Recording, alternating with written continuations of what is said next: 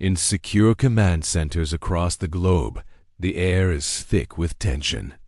A top advisor briefs his commander, "Sir, our fleets are positioned. We can respond immediately if needed. All eyes are fixed on a standoff between two powerful nations. Our forces are ready, but diplomacy is still on the table. A single spark could ignite an inferno." From a secure line, a message arrives from the opposing commander. "We urge restraint. Escalation benefits no one. Dialogue must be respected." It's a clear call for calm amidst the storm. Back in the command center, the response is firm but measured. "We hear your message, but our patience has limits." The gears of war begin to turn, not in aggression, but in readiness. All units are in position, the advisor confirms. Air, sea, and communications are synchronized. The commander nods, his gaze steady.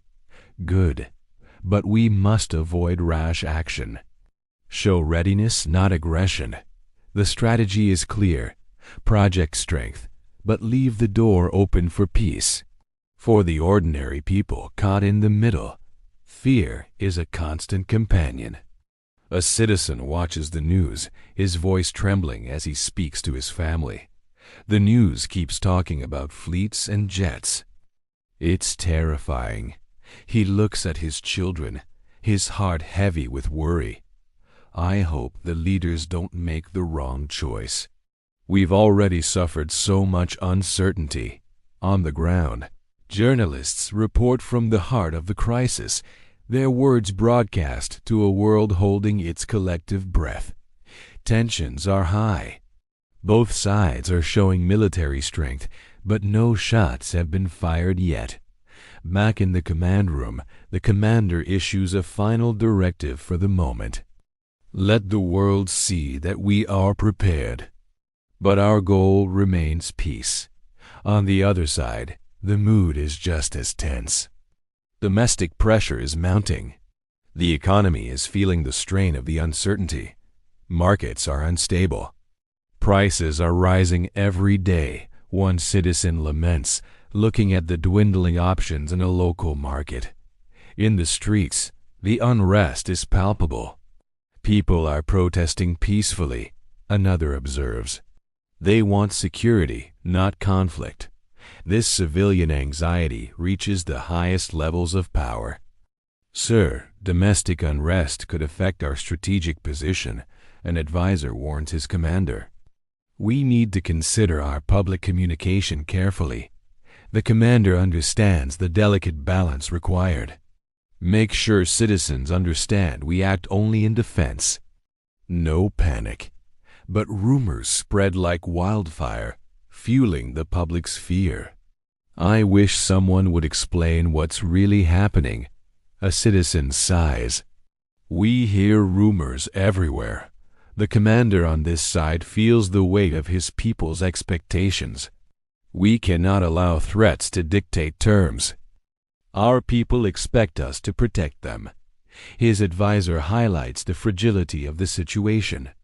"Sir, public morale is fragile. Citizens are watching every move." The commander's resolve hardens, but not towards war. "Then we act cautiously. Show strength, but leave room for talks." He knows that a single rash decision could be catastrophic. In homes and cafes, people discuss the crisis in hushed tones. "I just hope this doesn't become a war," one says. We need our leaders to think before acting. This sentiment is echoed in the corridors of power. The commander reaffirms his stance to his inner circle. "We will not back down, but we will not rush blindly." The standoff is no longer just a bilateral issue. It has become a global spectacle. International news anchors report around the clock. Around the world, leaders are observing these developments closely. Every move could shift the balance of power. Diplomatic channels are buzzing. International calls for restraint are increasing. An advisor reports. Some countries are offering to mediate. Mediation is an option, but not at any cost. We will consider mediation, the commander states, but we must not compromise our principles. The people, watching from afar, wonder about the role of the international community. Will the world intervene if tensions rise further? A citizen asks, a question hanging in the air with no clear answer. The world is watching, waiting, and hoping that reason will prevail. But behind the scenes, diplomacy is hitting a wall. Negotiators from both sides meet in secret, but the gap between them seems insurmountable. Sir, talks have stalled.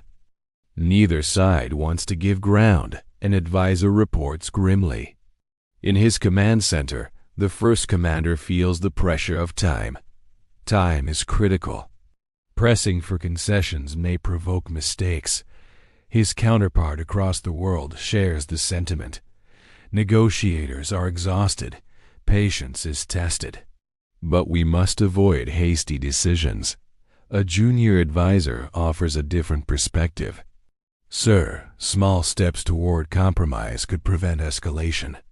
Even minor agreements matter. It's a glimmer of hope in the diplomatic deadlock. His commander considers this. Perhaps a total victory isn't possible or even desirable. Then let us explore cautious agreements without appearing weak. This high-stakes geopolitical chess match has a very real human cost. For the civilians living under the shadow of potential conflict, life has been turned upside down. Every day feels tense, a young woman shares. Schools, offices, the streets. Nothing feels normal. Families huddle together, finding comfort in each other's presence as they discuss what the future might hold. The universal hope is for peace. I just hope leaders make the right choices, an elderly man says, his voice filled with a lifetime of experience. Our lives depend on it. A journalist captures this widespread sentiment in a poignant report. Across both nations, citizens live with a heavy blanket of uncertainty. Hope for a return to stability is mixed with a deep-seated fear of miscalculation. The fate of millions rests on the shoulders of a handful of decision-makers. The moment of truth arrives.